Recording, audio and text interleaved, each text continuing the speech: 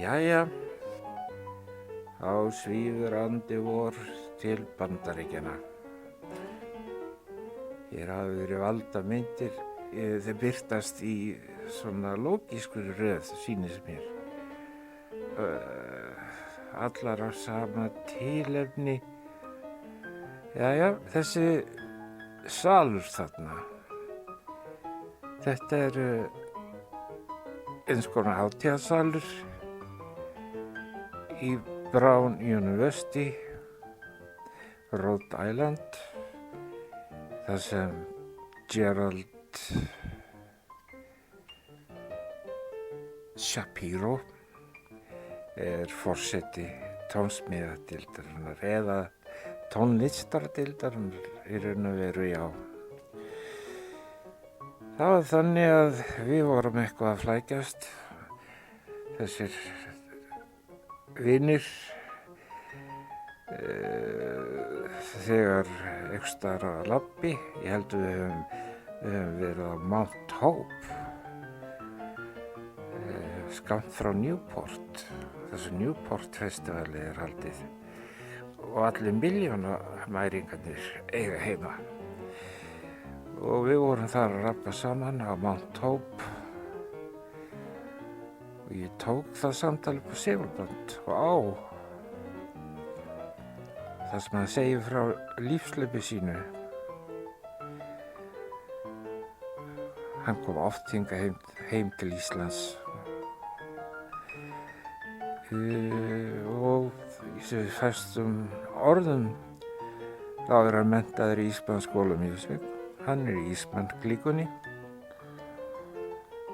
Ásamt mér, já, við megum ekki gleyma Guðný Guðmundsdóttur konsertmeistara, hún er í Ísmann-klíkunni og fleiri. Svo við höldum áfram Gerald Shapiro og hlaut þar ágætis menntun og hélt áfram námi á meginlandinu hjá frægustu tónskáldum Frakka. Þetta var nú svona og eftir miðja 20. öld. Þar á meðal lærði hann hjá Nadia Boulanger og gera þeirri betur. Og ég held að hann hafi lært hjá Míó og Onager og svoleiðismönnum. Og hann var sem sprengmenntaður, óskaplega skemmtilegu maður og mikill vinur minn. Við brölluðum ýmislegt. Og ég held að það hafi verið á Mount Hope þegar hann sagðist alltaf að hafa staðið þeirri trú að Leifur Eiríksson og félagar hefðu lent skipi sínu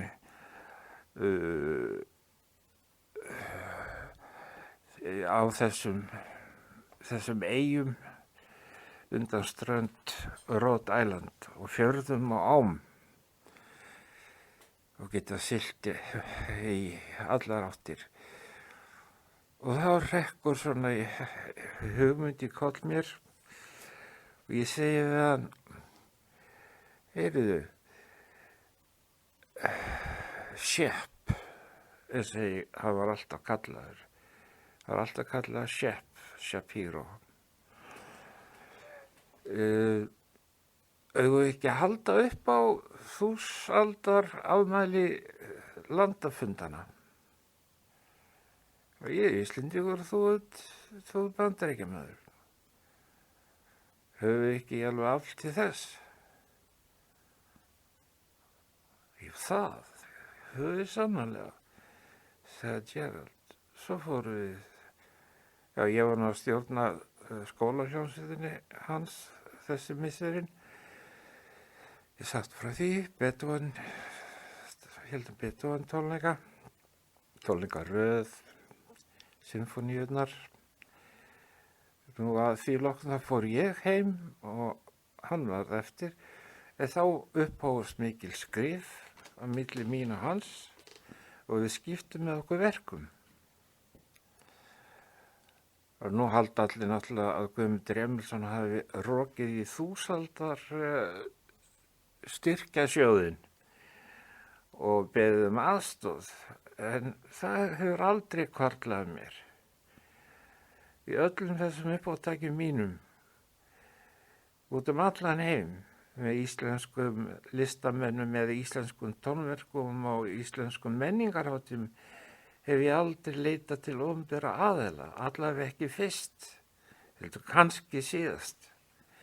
Því ég hef sannast alveg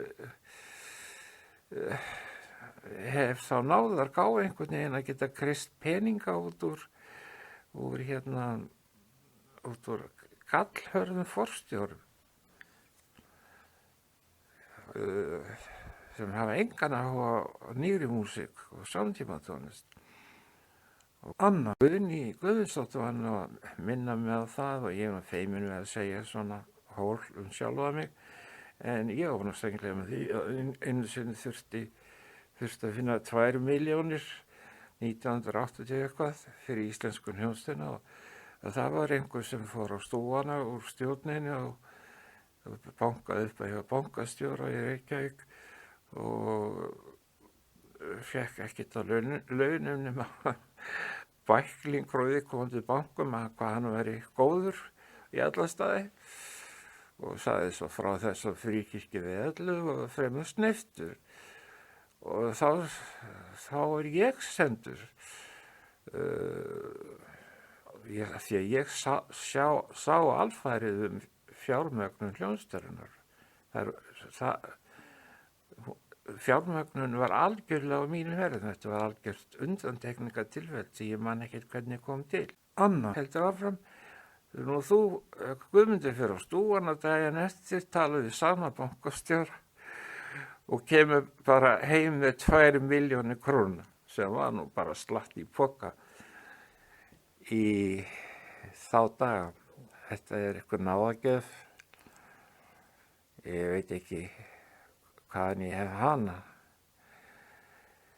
en mér tókst semst að halda út af atvinnuhljómsveit sem greiddi sumarlaun og Sinfóníuhljómsveit Íslands í 10 ár.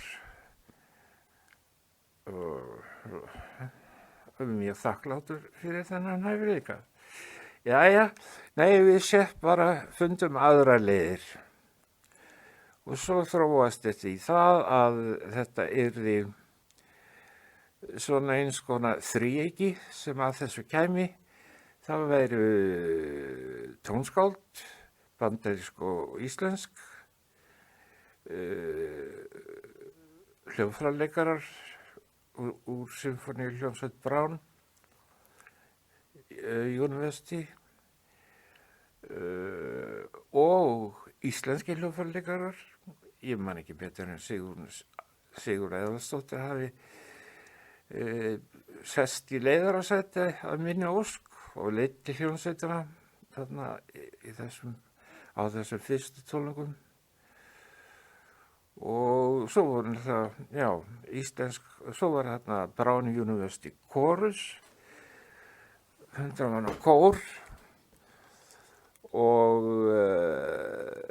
virðulegi gestir, embættismenn frá Íslandi og frá háskólanum og troðfullt hús.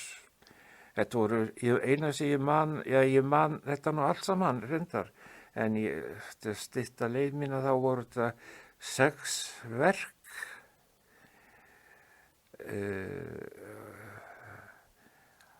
tónskáldin amerísku voru William Harper, Mark Phillips og Gerald Shapiro, Shepp, og svo voru 3 frumflutt 3 íslensk verk og þau voru eftir Misti Þorkelsdóttur, Atla Heimir Sveinsson og Þorkell Sigurbjörnsson. 6, það var bara 1 dagur til æfinga, samæfinga þessa hóps og æfingin hófst klukkan 9 og ég var þarna að slá taktinn, skulum við segja, allan liðlanga daginn og var eiginlega orðinn alveg útkeyrður þegar komið sjálfum tónleikunum kvöldið. En þetta tókst nú bara bærilega, skulum við segja. Og svo var haldið í bara mikla reisu Bandaríkin á 2 rútum. Og ég má ekki gleyma aðalatrinu að minnsta kosti 20 manns komu fljúgandir frá Ríga úr hljómsveit minni þar og lenti á Keflavíkurflugvelli þar sem ég kom of seint borð og þeir var nú ekkert fara að lítast á blíkuna ef að stjórnandi náttúrulega ekki að hunskast borð og við flugum til Boston og fórum þaðan til Rhode Island. Og já, en eftir tónleikana þá hljóðritum við 1 tónverk daginn eftir klukkan 10 morgun og ég var nú bara ekki vaknaður og því sé hljómsveitin. Ég fann svona ölþef í stúdíónu og þetta var aftur nú að bara vera til að dokumentera verk Sheps sem var fiðlukonsert sem Sigrún Eðvaldsdóttir lærði á hálfum mánuði utan að og spilaði með þvílíkum bravúr að það er dæmafátt. Já, við fórum í fæstum orðum rúturnar 2 til Kentucky. Svo var 1 skóli viðbót, háskóli, tónlistarháskóli. Já, við spiluðum í Ashland, Kentucky. Kemur kannski mynd með 5 sal síðar, einhverstaðar í þessum kassamyndum. Og við fórum til, held ég með að segja Athens, Ohio, tónlistarháskóla Ohio í Athens. Við fórum í Dickinson College í Pennsylvania og ég vona ég sé ekki að gleyma einhverju. Og loks endaði þetta í Columbia University á Broadway í New York í Miller Theatre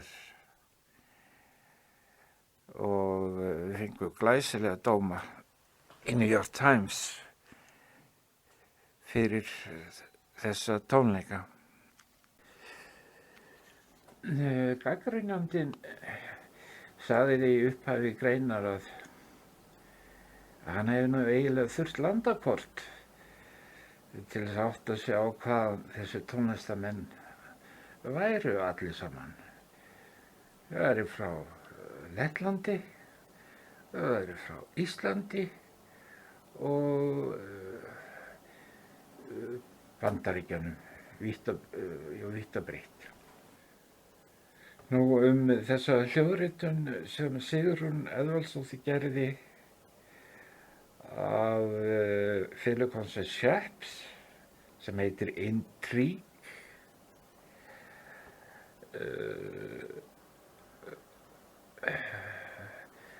Mér leist nú ekkert á að fara að taka það verk upp klukkan 10 daginn eftir hennan langa vinnudag daginn áður. En Sigrún mætti til leiks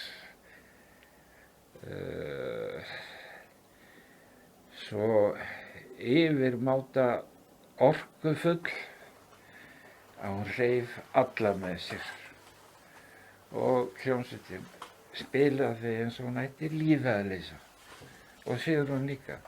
Þannig að þessi dokumentasjón hún var miklu meira en dokumentasjón. Þetta var bara ein taka, bara kveikt á segulbandinu, settur einn öflugur hljóðnemi fyrir framan ljónstina og svo bara byrjað og endað. Og þessi upptaka, það hefur ekki verið klippt neitt úr henni. Hún stendur og ég veit ekki um að sjappaði bara að gefa þann út. Ég frétti ekkert hvað verður af hljóðritunum mínum. Ég bara stjórna og er svo viðstaddur editeringu eða meðþarf og svo koma þær bara út og hinum að þessum á vegum hinnar og þessar útgáfufélaga, fyrirtækja. Þannig varðum til dæmis verkið sem að William Harper við frumfluttum eftir William Harper á fyrstu tónleikunum í Voyages. Það var verk sem heitir Marlíendur og byggir á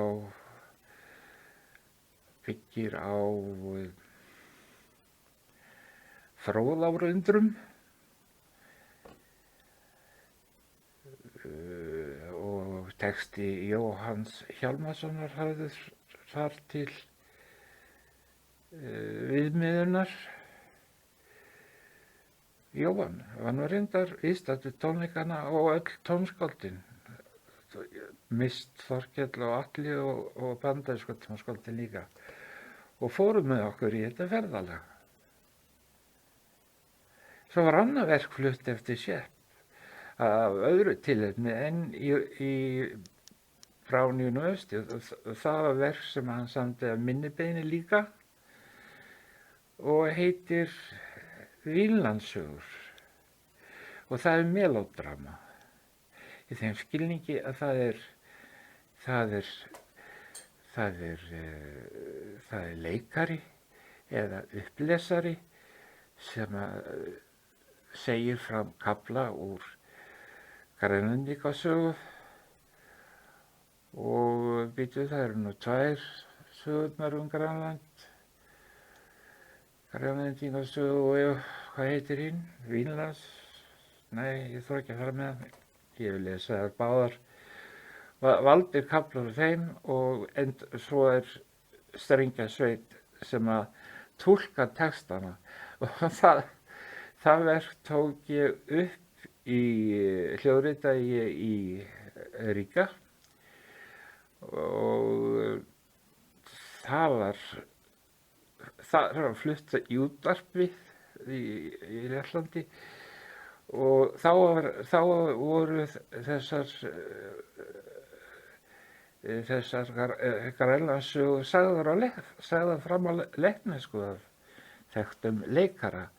Í Rhode Island var það Atli Heimir sem tók að þessi hlutverk framsögumanns og endanlega upptaka var svo gerð þar sem Ellingur Gíslason, elsku hjartastrengurum minn og vinur, hljóðritaði hlutverk sögumanns og þá hljóðritun á ég og hún er náttúrulega aldrei komið út frekar en annað sem ég hef hljóðritað vítt og breytt. En sem betur fyrir á ég alla masterana og þeir eru hér heima í Árvogi og mun ekki glatast ekki úr því að þeir eru ekki týndir fram að þessu. En missaði mig á þessari ferð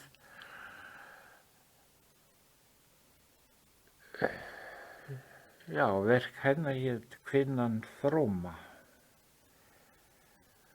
og segir frá í tónum frá Guðríði Þorbjarnardóttur sem gekk til Róms og bjó á Grænlandi. En það er annars að hún sagði við mig, Þetta tónverk Sheps sem svona óskaplega aðgengilegt ætti að flytjast í öllum grunn- og framhaldsskólum Íslands og til að vekja athygli á þessum sögnum og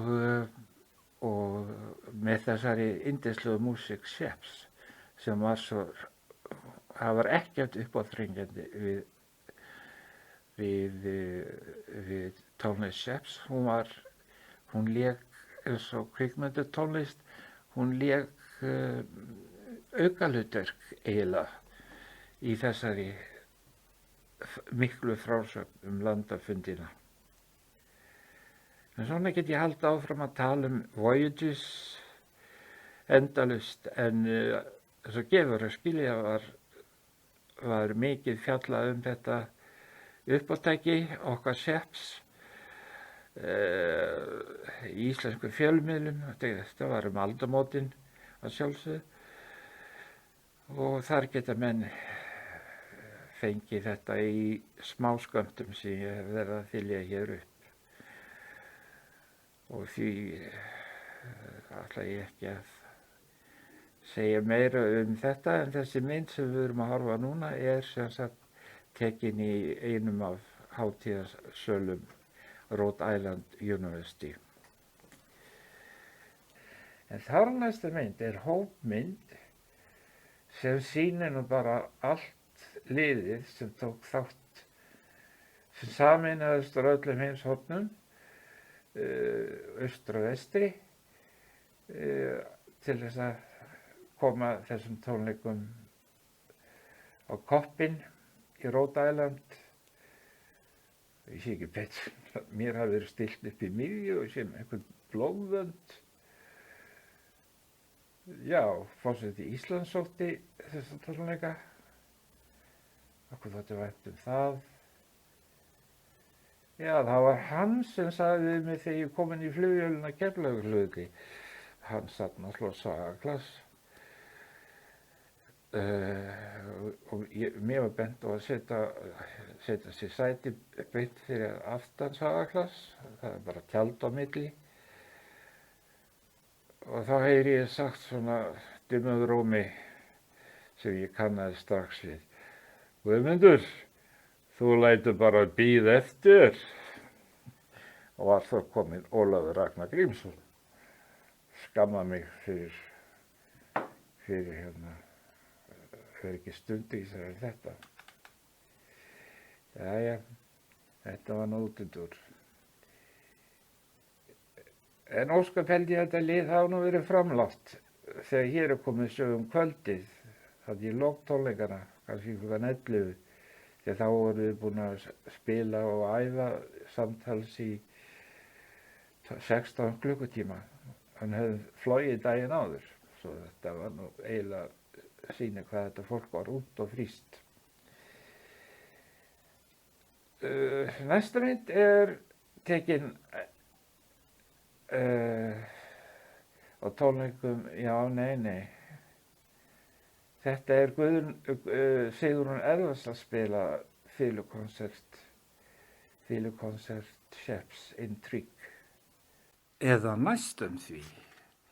Myndin tekin í Gamla bíói á tónleikum íslensku hljómsveitarinnar 1984. Nonni minn hefur ekki fundið mynd af Sigrúnu 16 árum síðar í Providence. Já, eins og ég sagði áðan, þá fór hún skeiðaði mjög glæsilega í gegnum hann í einni töku. Nú, næsta mynd veglegt prógram, efnisgrá sem að Brown University setti saman í tilefni þessa uppátækis okkar Sheps, sýnir víkingaskip og þegar maður bladar í þessu þá koma fram allir sem lögðu þessu verkefni lið. og þá ekki síst fyrirtæki önnur sem að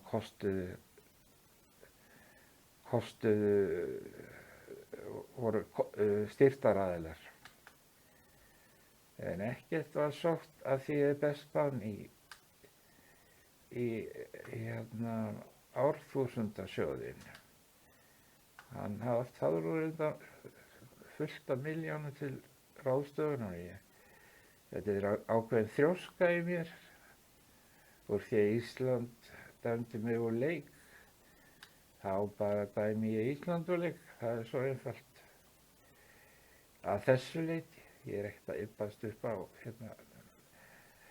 menningar stjórnir á Íslandi. En ég er ekki alveg viss næstu mynd, en ég held þetta sé, þetta eru Solna-bygging og eitthvað fleira. Við sýnist þetta vera bara mynd frá Brown University. Ivy League skólanum fræga. Já, það sem Kennedy og Clintonar og svoleiðis fólk menntast. Já, úr því að við vorum að tala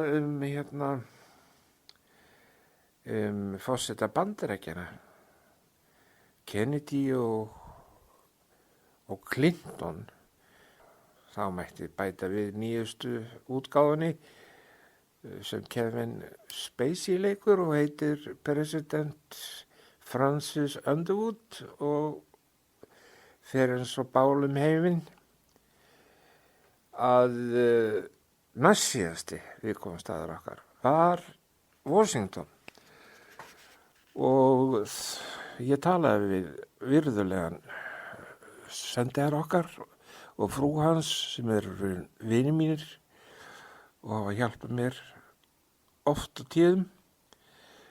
Þar segir Jón Baldvin Hannibalsson og Bryndís Gram, frú Bryndís Gram, og sendiráðið útöðu okkur finnska sendiráðið eða tónleikasalinn í finnska sendiráðinu og buðu okkur aragrúa af sendiherrum og fylltu þann sal og við spiljum náttúrulega alveg eins og fengi borga fyrir það. Og það gekk allt saman voðalega vel og mikið klapp og allt svoleiðis. Áður en það gerist stoppuðu rúturnar fyrir utan residens sendiherra hjónanna. Það er mjög fallegt hús. Engin kofi heldur ekki höll, en veglegt hús. Og við vorum í svo mikil tímaþröng að okkur smala út í kvelli niður í kjallar og Bryndís sátu þess. Þar vorum við sett bara í eitt stórt herbergi og beðum að hafa fataskipti í einum grænum því að gestirnir væru komnir í sendiráðið. Það voru ennþá merkilegri gestir heldur nú voru á tónleikunum og strengjasveitin 20 eitthvað manns bara stóð þarna á nærbuxunum og fóru í kjólfötin og þrömmuðu svo loft og þar í stofunum var beðið eftir okkur. Það er alltaf verið að bíða eftir mér og það gerist ekki fyrir ég mæti og svo spiluðum við verkið hans Sheps, melodramaverkið, melodramuna og allir heimir flutti grænlendingasögurnar og að best að taka það fram að þar er úr miklu að velja af textum og Shepp valdi þessi textabrót úr báðum þessum sögnum að mikilli kostgæfni og bjóð til eins konar óperu libretto. Það er nú lítill vandi að breyta þessu yfir í óperu út í það verið farið. Og hann gerði það af stakri nærgætni og ekkert meir það að segja. Við spilum fyrir þetta blessaða fólk og það var hrifið og allir stóð sem miklum hetjuskap baða út öllum öngum og var skemmtilegur. Svo var bara öllu liðin aftur smala út í rútur og þá var stemt á finnska sendiráðið og við vorum bara varla komið þar þegar við gengum bara beint inn á sviðið og stútfullu salurinn, þessu sendiherrum. En svo þetta var ægilegt ævintýri, þetta kvöld, fannst öllum og að vera svona mingla meðal ráðamanna heimsins og sendiherrar allra helstu ríki heimsins voru staddir þarna. Maður hefði getað að tala albansku eða rússnesku eða kínvensku þess vegna. En þetta var gaman. Og svo var haldið bara 1-3 til New York og lokatónleikarnir haldnir þar. Það var líka keyrt Washington, svona smá útúr og fólki þótti það sem aldrei komið þangað náttúrulega stórkostlegt að keyra fram hjá þessum rosalegu byggingum, minnismerki Lincoln og svo fleira. Þetta var ævintýraferð, sannarlega ævintýraferð, hún gleymið seint. Og þá var loks að geta þess að þetta uppátæki féll ekki grýttan jarðveg hjá Jóni Baldvini Hannibalsinni. Þarna stóð hann, kynnti hljómsveitan til leiks og letið orð falla að Ísland hefði verið fyrsta þjóðin í heimi sem viðurkenndi sjálfstæði baltnesku landana, þar meðal Lettlands. Og það vissu ekki allir sem voru í þessum sal og hóf Ísland nokkra gráður á heimsmælikvarða. Ég veit þetta veginn raun, hvað hann mikilsmetinn. Það eru götur, torg og styttur sem voru reistar eða nefndar í Tallinn, Riga og Vilnius sem bera nafn annarkort Jóns Baldvins eða Íslands. Já, Ísland er bestasta land í heimi.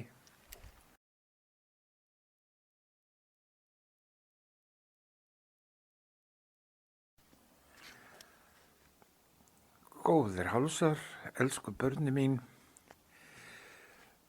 við ljúkum þessu í dag með því að hlusta á hljóðrit sem að ég stjórnaði frumflutningi eða uppfærslu á í Riga og það eru 2 tónverk, hið fyrra Marlíðendur, byggt á samnefndu ljóði eftir Jóhann Hjálmarsson, flutt á ensku í þýðingu og umbreytingu tónskáldsins Williams Harpers, vel bara 1 þátt úr því. Þessi verk bæði eru 20 mínútur, hálftími, kom út á plötu sem uppselt hjá Amazon. Nei, hún ekki uppselt, það hægt að fá fyrst fleiri núna, búið að endurprenta þær.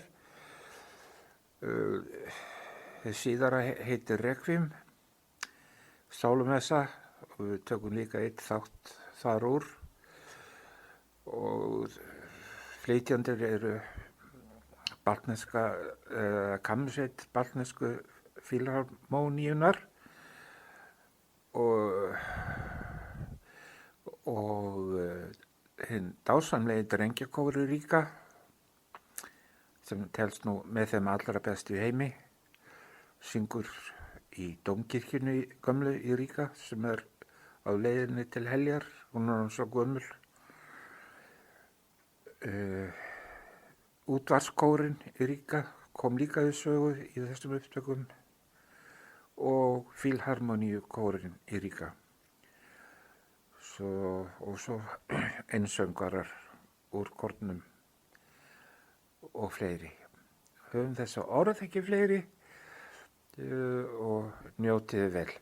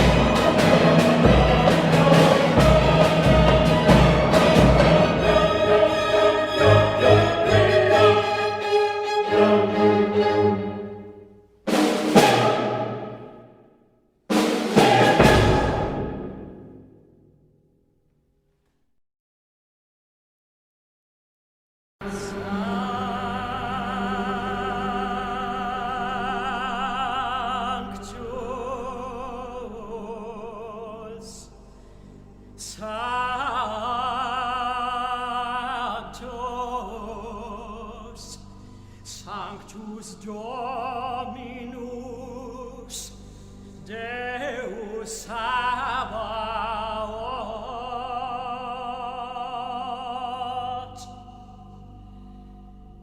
Pleni sunt celi et terra Gloria